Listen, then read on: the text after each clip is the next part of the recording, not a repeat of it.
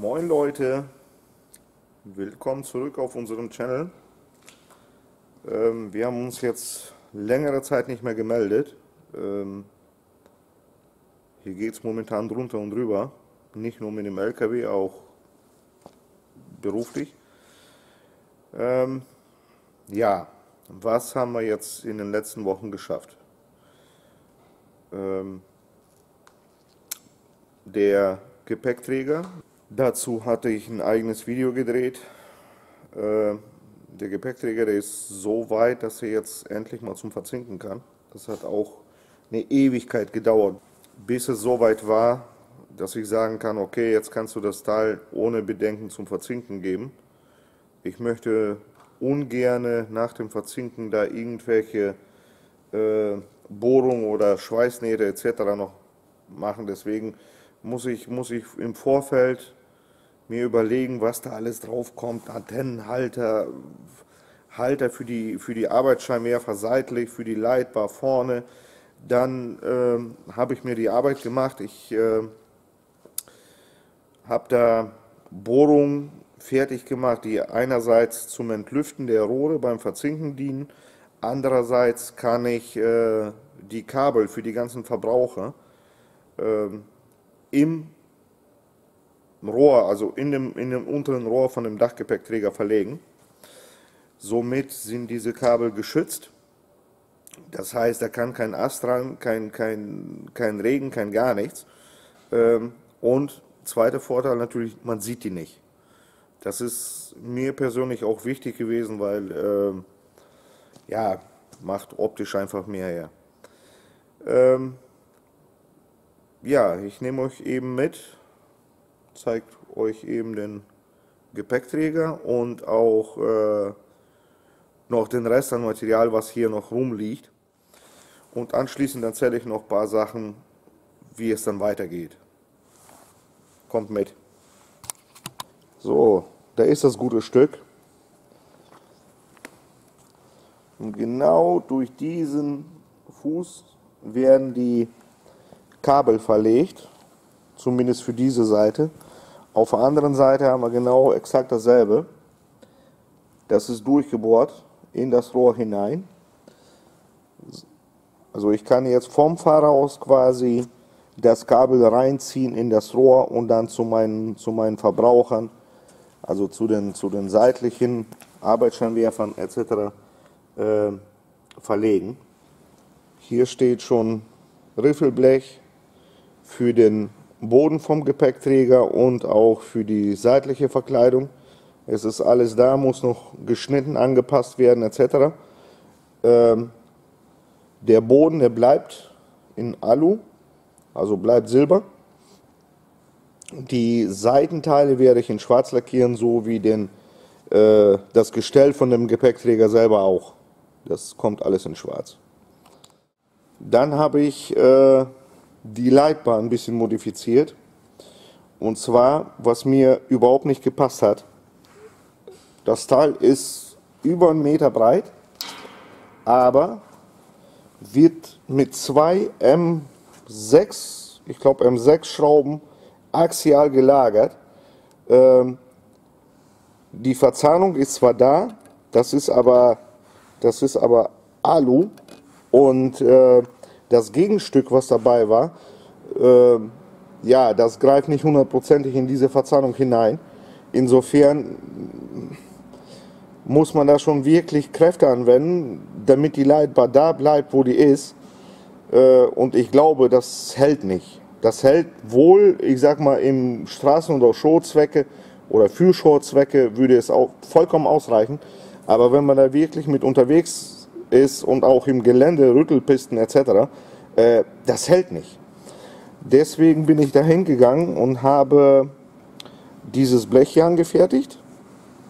Das da, auf beiden Seiten. Das ist mit dem Gehäuse von der Leitbar verschraubt. Und um diese zu arretieren, habe ich auf dem Dachgepäckträger habe ich Winkel angefertigt mit mehreren Einstellmöglichkeiten. Das heißt, wir werden es einfach mal austesten, welche am besten passt. Das habe ich heute noch eben fertig gemacht. So sieht es dann aus. Ja, was liegt hier noch alle rum? Da sind die Klötze für die Höherlegung. Die sind noch nicht verbaut, weil ich befürchte, dass ich mit dem LKW nicht in die Lackierkabine reinkomme. Das ist da, wo der lackiert wird, das ist eine PKW-Lackiererei. Und die haben eine Torhöhe von etwas über 3 Meter.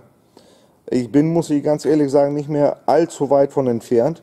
Ich meine, sind irgendwo bei 2,90 Meter. Ja, vorne kommen zwei von den kleineren Blöcken und Hinterachse kommen zwei pro Seite, zwei von den dickeren Blöcken.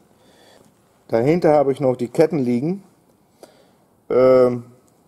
Daraus machen wir unsere Stufe, die erste Trittstufe für den Einstieg, damit die flexibel bleibt.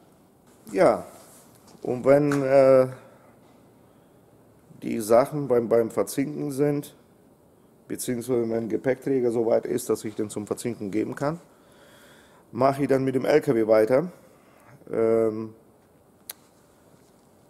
Ich muss hier noch einiges demontieren. Kühlergrill, Stoßstange kommt wieder ab, Spiegel kommen ab, die Türen werden abgebaut, zerlegt, die Sitze müssen raus. Ich möchte die Kabine auch von innen lackieren, zumindest die Stellen, die man im Nachhinein sieht, also die Stellen, die nicht irgendwo hinter der Verkleidung verschwinden, sondern die tatsächlich im Nachhinein noch sichtbar sind. Die sollen auch in den Grau lackiert werden, also in Wagenfarbe. Dann die Türenstiege etc., das muss auch noch alles freigelegt werden. Die Windschutzscheibe muss ab.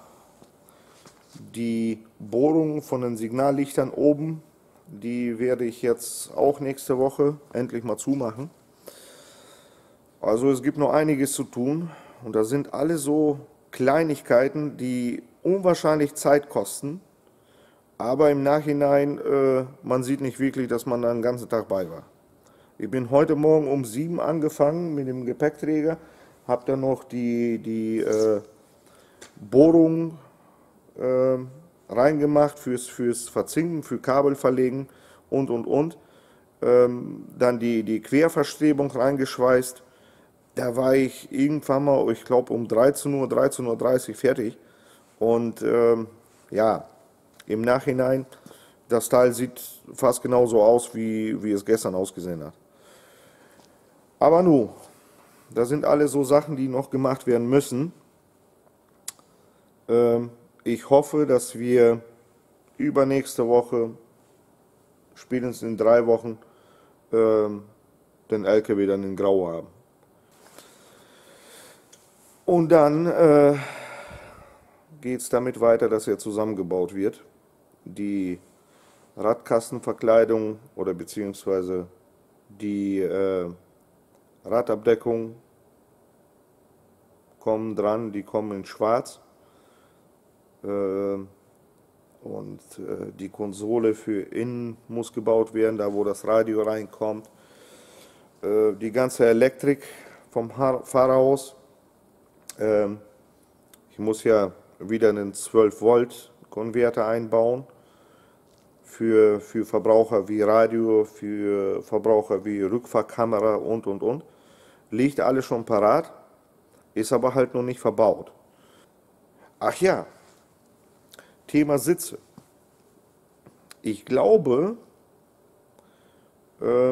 ich habe die Tage mal mit einem Teilelieferanten telefoniert und er hat mir ein Angebot gemacht für nagelneue Sitze, luftgefederte Sitze mit einem Sicherheitsgurt. Allerdings haben die noch keine Armlehnen, die kann man optional nachbestellen. Ich werde mir jetzt die Tage mal einen Kostenvoranschlag ranholen für die Sitze mit Armlehne.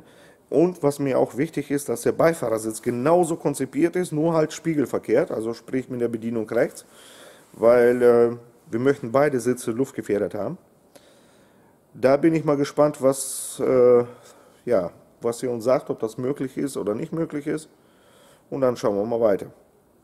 Ich halte euch auf dem Laufenden und ich hoffe bis bald.